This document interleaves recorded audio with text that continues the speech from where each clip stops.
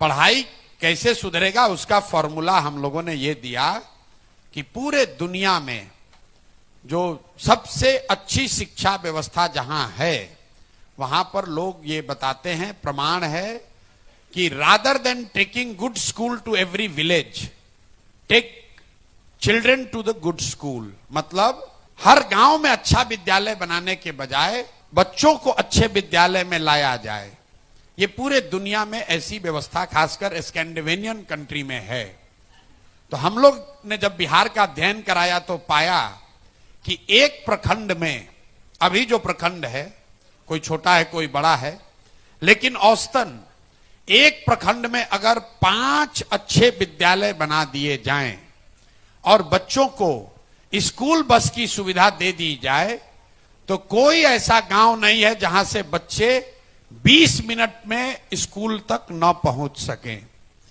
और ये 5 जो विद्यालय बनाने हैं, ये अभी का विद्यालय न हो, इसके लिए हमने कहा कि विश्व स्तरीय विद्यालय, मतलब नेतरहाट के जैसा विद्यालय।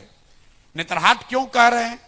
रेफरेंस के लिए आपको बता रहे हैं, क्योंकि बिहार के सरकारी व्यवस्था में चलने वाला ये सबसे अच्छा विद्यालय अभी तक रहा है। एक नेतरहाट से करीब करीब 1500 लोग आईएएस आईपीएस एलाइड सर्विसेज में गए हैं। आप अंदाजा लगाइए कि अगर हर प्रखंड में 5 नेतरहाट के जैसे विद्यालय बना दिए जाएं तो उससे कितना बड़ा आमूल चूल परिवर्तन आ सकता है। अब ये हर प्रखंड में 5 बनेगा कैसे? उसके लिए जनसुराज ने कहा कि अगर हर प्रखंड में एक विद्यालय आपको नेतरहाट जैसा बनाना हो तो भाई 15 से 20 हजार करोड़ रुपया हर साल लगेगा।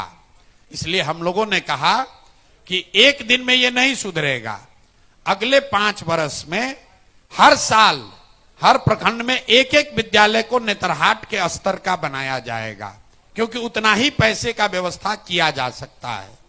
और जब तक ये व्यवस्था नहीं बनती है बच्चों का उम्र तो रुकेगा नहीं।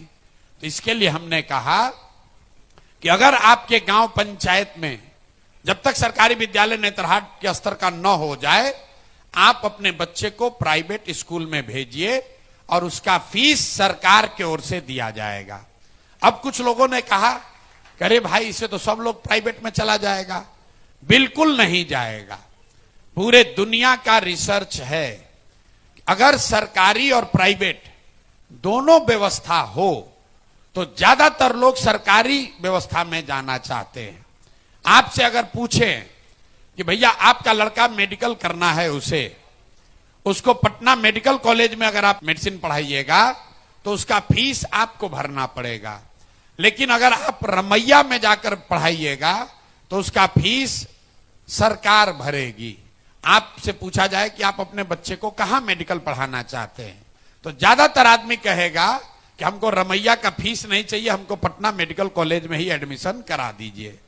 अगर आपसे कोई पूछे कि भाई आपके बच्चे को पटना साइंस कॉलेज में पढ़ना है या एमएटी में पढ़ना है, अगर एमएटी में पढ़ेगा उसका फीस सरकार देगी, आप क्या कहिएगा? भैया हमको फीस नहीं चाहिए, हमको साइंस कॉलेज में एडमिशन करा दीजिए। ये पूरे दुनिया का रिसर्च है। आपसे कोई कह दे कि भैया आपको इलाज कराने के लिए दिल्ली जाना है, एम्स में जगह मिल रहा है वहां जाओगे कि अपोलो में जाओगे? ज्यादातर लोग कहेगा नहीं भैया हमको एम्स में ही जगह मिलता है तो भेजिए, अपोलो से ज्यादा अच्छा डॉक्टर एम्स में है। तो ये पूरे दुनिया का रिसर्च है।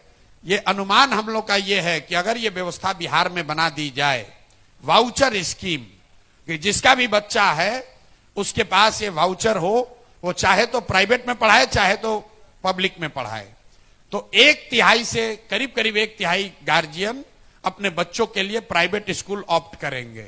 एक अंतिम बात, कई लोगों को लगता है सरकारी विद्यालय मुफ्त है। मुफ्त नहीं है। बिहार में प्राथमिक विद्यालय पर प्रति छात्र हर महीने सरकार 864 रुपया खर्च करती है। ध्यान रखिए, जो विद्यालय आपको फ्री लग रहा है, हर बच्चे पर बिहार सरकार 864 रुपया प्रति महीना खर्च कर रही है। तो अगर उसी इलाके में आप प्राइवेट स्कूल में अपने बच्चे को भेजिएगा और सरकार पैसा भरे तो 500-600 रुपया से ज्यादा नहीं होगा। तो जन सुराज की शिक्षा को सुधारने की व्यवस्था यह है कि आने वाले 10 बरस में बिहार के हर प्रखंड में 10 नेतरहाट के स्तर के विश्व स्तरीय विद्यालय बनाए जाए, और जब तक ये व्यवस्था बनाने में जो 10 बरस लगे तब तक उन लोगों को जिनके इलाके में ये व्यवस्था नहीं बनी उनको प्राइवेट में पढ़ने का सरकार पैसा दे ताकि बच्चों का जीवन खराब न हो।